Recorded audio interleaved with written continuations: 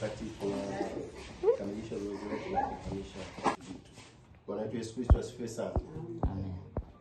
Nitaisema sala hii kwa jina la Bwana wetu Yesu Kristo na sote tutafuatana kwa pamoja.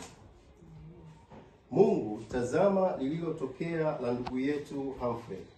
Mungu, tazama lililotokea la ndugu yetu Humphrey. Lipo katika uwezo wa mikono yako. Lipo katika uwezo wa mikono yako. Mimi kama binadamu ambaye umeniumba, ninatambua wewe una mamlaka ya kumlinda alipo.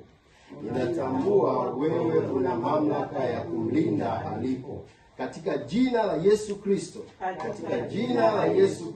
jina linalopita majina yote,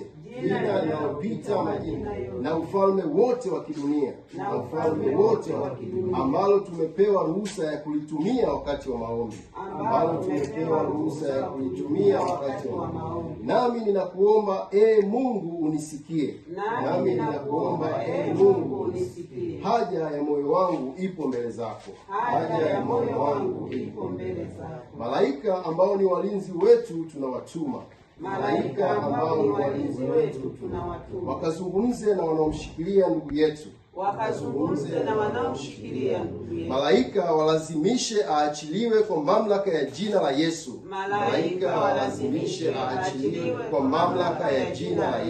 Katika jina la Yesu Kristo.